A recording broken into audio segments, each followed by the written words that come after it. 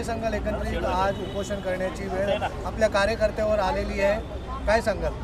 आज राजेश कटानवरे कमीत कमी 2 ते 3 वर्षाभर संबंधित अधिकाऱ्यांबरोबर पत्रव्यवहार त्याचा चालू आहे, पण त्याला कुठूनही न्याय मिळत नव्हता. आता संबंधित फायर ब्रिगेडवाल्यांनी पत्र दिलं की बाबा इथे कधी पण अपघात होऊ शकतो. आज अपघात झाला म्हणजे लोकांची जीवितहानी झाली, तर त्यासाठी राजेश इथे उपोषण करतो आहे. कशासाठी की लोकांची जीवितहानी व्हायला नाही पाहिजे. आपण बघतोय टिळकनगरमध्ये आहे, घाटकोपरमध्ये आहे, बऱ्याच ठिकाणी बिल्डिंगी कोसळतात. ते प्रिकॉशन न घेतल्यामुळे आज राजेश कटानवरे हे प्रिकॉशन घेतो आहे की कोणाचा जीव गेला नाही पाहिजे. आज तो प्रिकॉशन घेतो आहे तर त्याचा आवाज दाबण्याचा प्रयत्न करतात, तर ते चुकीच्या पद्धतीने. आमचं एकच म्हणणं आहे की आज तुम्हाला लेटर दिलं की बाबा संबंधित अधिकाऱ्याला बोलवून तुम्ही समोर बसून तो विषय संपवला पाहिजे. आज ही वेळ कशासाठी आली उपोषण बसायला? आज जर ह्या लोक जर संबंधित अधिकाऱ्यांना बोलवून तो विषय संपवला असता तर विषय संपला असता. पहिली गोष्ट तर तुम्ही संबंधित अधिकाऱ्याला नाही बोलवणार. लोकांना आज 3 वेळा पत्र SRAच्या अधिकाऱ्यांना 3 पत्र दिलं. SRAच्या COनी 3 वेळा यांना नोटिसा बजावल्या बिल्डरला. त्यानंतर बिल्डर काही काम नाही करत. त्याच्यानंतर मग शेवटी मार्गच राहिला नाही. त्यामुळे राजेश कटानवरेने आज इथे उपोषण करून लोकांना न्याय मिळवून द्यायचा, कोणाचा तरी जीव वाचवण्याचा प्रयत्न करतो. तर मला सर्व पोलीस प्रशासनाला हेच सांगायचं आहे की आता कोणतरी एक व्यक्ती आहे तो जीव वाचवायचा प्रयत्न करतो, तर त्याला तुम्ही दाबून नका टाकू. आज त्याला नोटीस देणार, तुला इथे बसायचं नाही काय नाही, ठीक आहे. आज त्याला नोटीस दिली, त्याला घरी बसवला. उद्या ते जीवितहानी झाली, त्याचा जिम्मेदार पोलीस प्रशासन तयारी करते का बाबा आम्ही त्याचं लिहून देतो की याचं काही जीवितहानी झाली तर त्याला जिम्मेदार आम्ही राहू म्हणून? तर ते पण नाही करत. कशासाठी? आज कोणाचा जीव वाचवतो हे काय चुकीचं काम आहे का? पुढची माहिती राजेश स्वतः देईल कशा पद्धतीने काय झालं. राजेश, काय कारण आहे, कोणाचं ह्याच्यात अपयश आहे, काय वाटतं? रिपब्लिकन पार्टी ऑफ इंडिया हे राष्ट्रीय अध्यक्ष दीपक भाऊ निकाजे याच्या मार्गदर्शनाखाली मी या ठिकाणी पंचशील नगरमधील रहिवाशांच्या ज्या मूलभूत अधिकार आहे त्यासाठी या ठिकाणी मी 4 वर्षापासून मी पत्रव्यवहार करतो आहे. सगळ्यात पहिला प्रश्न की फायर डिपार्टमेंटने आम्हाला लिहून दिलं आहे की ह्या ठिकाणी तुम्ही घुसखोरी आहात, म्हणजे तुम्ही या ठिकाणी अनलिगली राहत आहे. हे त्याचं पत्रक आहे फायर डिपार्टमेंटचं.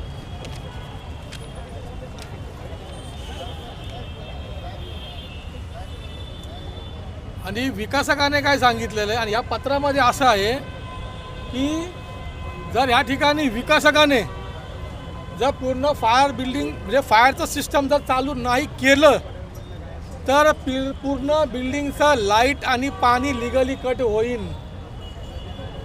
म्हणजे चुकी करणार विकासक आणि शिक्षा कोणाला भेटणार तर रहिवाशांना. तर का? तर याचं म्हणणं आहे की आम्ही या ठिकाणी घुसखोरी आहात. आणि ह्या ठिकाणचं जे आहे हायकोर्टचं एक पिटिशन आहे, हे हायकोर्टचं पिटिशन आहे. या पिटिशनच्या नुसार विकासकाने या ठिकाणी विकासक आणि SRA आणि म्हाडा यांनी संयुक्त मिळून या ठिकाणी लॉटरी सिस्टम केले. इथे लिहून दिलेले. मग जर कोर्टाच्या आदेशानुसार जर या ठिकाणी SRAच्या माध्यमातून म्हाडाच्या माध्यमातून जर आमच्या लोकांना घरं भेटली, 8 वर्षापासून आम्ही या ठिकाणी राहतोय. आज आमच्या प्रत्येकाच्या नावाने मीटर पण झालेला आहे, म्हणजे आधाराचा जो मीटर आहे तो पण झालेला आहे, सक्सेशन सर्टिफिकेट झालेलं आहे. आणि एवढं होऊन सुद्धा जर फायर डिपार्टमेंट म्हणतं की तुम्ही या ठिकाणी घुसखोरी आहात, तर मला वाटतं ही खूप मोठी शोकांतिका आहे. आज सिस्टममध्ये कुठल्याही प्रकारची ते आपण जे न्यायनिवाडा जो म्हणतो तो या ठिकाणी लोकांशी होत नाही आहे. एकंदरीत ज्या प्रकारे आपण पत्रव्यवहार करताय तरी आपल्याला उत्तर भेटलेलं नाही आहे. आज आपण उपोषणाला बसताय, या माध्यमातून आप सरकारला काय थेट इशारा देणार आहात? सरकारला तर मी एकच सांगेल, ते सरकार महाविकास आघाडी सरकार असून द्या या महायुतीचं सरकार असून द्या, तुम्हाला जनतेने निवडून दिलेलं असतं. आज जो कोणी आमदार खासदार जो असेल तो तुम्ही त्या जनतेच्या मतावर तुम्ही निवडून आलात, तुम्ही त्या ठिकाणी एक लोकप्रतिनिधी आहात आणि तुम्हाला त्या तुमच्या मतदारसंघातील लोकांच्या समस्येवर तुम्हाला काम करायचं आहे. आज या ठिकाणी 3000 लोकांचा जीव या ठिकाणी धोक्यात आहे. मी वारंवार पत्रव्यवहार शासनाला करतोय, पण शासन त्याही दखल घेत नाही आहे. शेवटी सन्मान्य या ठिकाणच्या खासदार वर्षाताई गायकवाड या ठिकाणी त्या येऊन गेल्यात. त्यांनी या ठिकाणची पाहणी केली. ती पाहणी केल्यानंतर त्यांनी सप्टेंबरमध्ये 2024 सप्टेंबरमध्ये त्यांनी CO साहेबांच्या दालनामध्ये म्हणजे महेंद्र कल्याणकर विकासक स्वतः मी होतो या सर्वांसमोर या ठिकाणी मीटिंग झाली आणि CO साहेबांनी त्याला आदेश काढला की ह्या ठिकाणच्या लोकांचा ज्या मूलभूत अधिकार जो आहे तो लिफ्ट असून द्या, लिकेज असून द्या, ड्रेनेजचा असून द्या, मीटर रूम असून द्या, जो एव्हरीथिंग जो विषय फायर सिस्टमचा आहे तो त्याला सगळा करून द्यायला सांगितलं. 4 महिने झाले तरी अजूनसुद्धा विकासक करत नाही.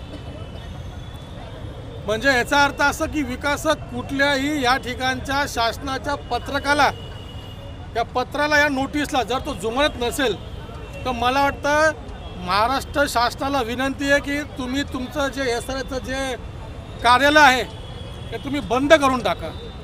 कारण झोपडपट्टी पुनर्वसन प्राधिकरण हे गोरगरिबांना मोफत घरं मिळावी यासाठी सरकारच्या माध्यमातून ते एक पाऊल उचललेलं आहे. आज आम्हाला सरकारच्या माध्यमातून SRAच्या माध्यमातून या ठिकाणी मोफत घरं मिळली आहे, पण आम्हाला रोजच्या जीवनातला जो मूलभूत अधिकार जो जगण्याचा आहे तो या ठिकाणी भेटला नाही. त्याची भीक 4 वर्षापासून मागतोय.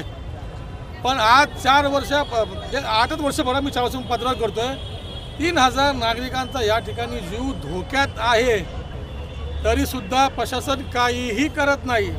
मग आपल्याला नोटीस देण्यात आलेली आहे पोलिसांकडनं. तिथे दिलं नाही, त्यांनाही नोटीस द्या असं तुमचं म्हणणं आहे का सांगा? या ठिकाणी टिळकनगर पोलीस स्टेशनचे जे अधिकारी आले होते तर त्यांनी या ठिकाणी मला नोटीस देत होते की तुम्ही या ठिकाणी बसू नका.